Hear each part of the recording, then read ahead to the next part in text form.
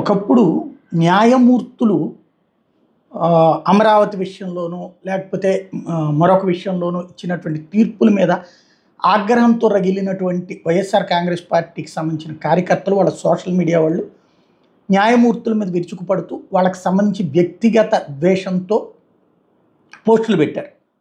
అప్పుడు high court serious అయింది.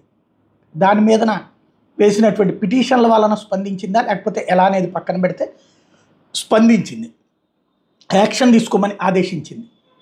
వీళ్ళు పైన తూతూ మంత్రంగా చేస్తుంటే హైకోర్టు సీరియస్ అయ్యి తమ పర్యవేక్షణలోనే విచారణ చేయించింది. అనేక మంది వైఎస్ఆర్ కాంగ్రెస్ పార్టీ కార్యకర్తలు వైసీపీ హయాంలోనే అరెస్ట్ అయ్యి వైసీపీ హయాంలోనే జైళ్ళకి వెళ్ళి నెలల తరబడి జైల్లో ఉండి ఆ తర్వాత బెయిల్ మీద రావాల్సి వచ్చింది. ఇప్పుడు మరి అలాంటి పరిస్థితి ఉంటుందా? ఎందుకంటే ఏదైతే తాజాగా జరిగింది వంశీ బెయిల్ కావచ్చు, జగన్కి సంబంధించినటువంటి కేసులో కావచ్చు, కొన్ని కేసులకు సంబంధించినటువంటి తీర్పులు శ్రీనివాసరెడ్డి అనే న్యాయమూర్తి ఇచ్చారు. ఇప్పుడు ఆ న్యాయమూర్తిని పెద్ద ఎత్తున ట్రోల్ చేస్తున్నారు. దాంట్లో ఈ ట్రోలింగ్లకు సంబంధించినటువంటి అంశాలు ఏది వాళ్ళని ఆ తీర్పులు ఆ వ్యవహారాలకు సంబంధించినటువంటి పోస్టులు పెడుతూ ఉన్నటువంటి పరిస్థితి.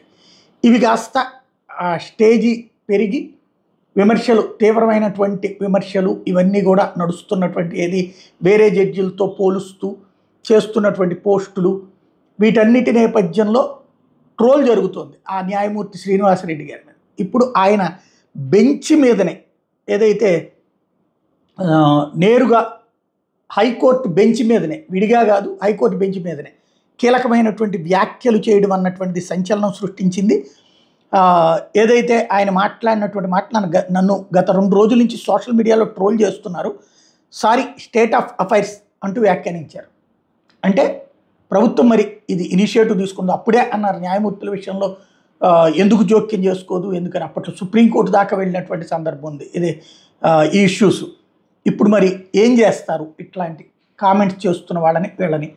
అప్పట్లో దాన్ని ఖండించింది తెలుగుదేశం, జనసేన, భారతీయ జనతా పార్టీ. ఇప్పుడు వాళ్ళే అధికారంలో ఉన్నారు. సరే, జనసేన బీజేపీ పెద్ద కామెంట్ ఎవరు చేయట్లేదు. ఇక్కడ టీడీపీకి సంబంధించినటువంటి వాళ్ళ కామెంట్లు పెద్ద ఎత్తున నడుస్తున్నాయి. మరి ఇప్పుడు కోర్టు ఆదేశిస్తే యాక్షన్ తీసుకుంటారా, ముందుగా యాక్షన్ తీసుకుంటారా చూడాల్సి ఉంది.